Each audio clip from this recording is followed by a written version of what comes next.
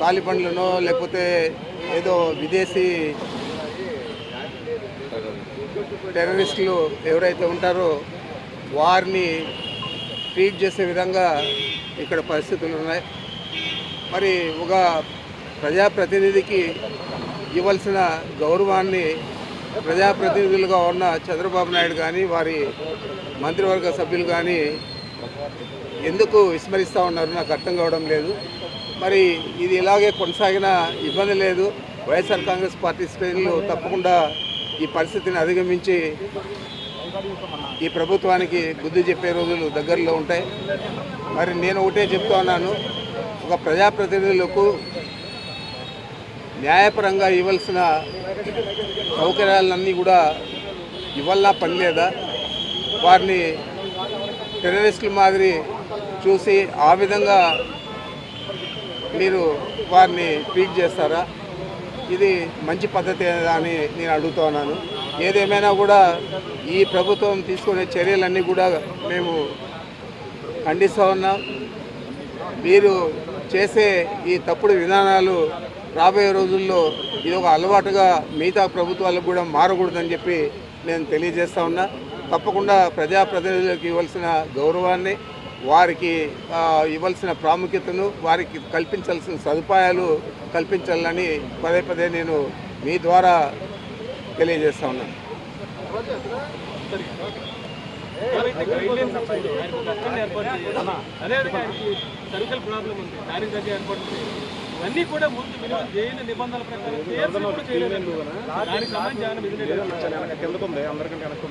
మరి మిథున్ రెడ్డి గారు ఎలాంటి ఇబ్బంది అయినా కూడా ఎదుర్కొంటాడు తప్ప నాకు ఆ సౌకర్యం కావాలి ఈ సౌకర్యం కావాలా అని చెప్పే వ్యక్తి కాదు.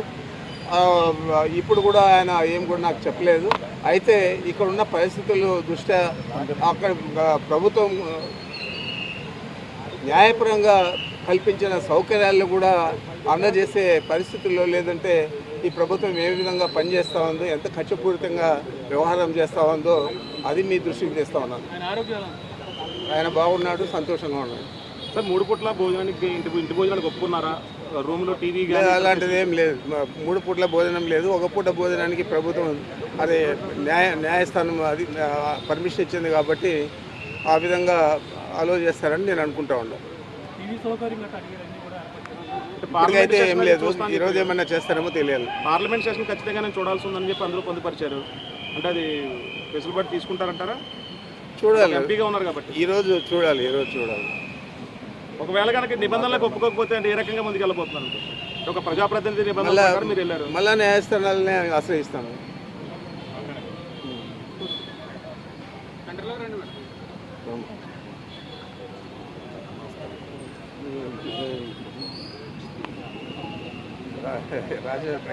అందరికీ నమస్కారం అండి.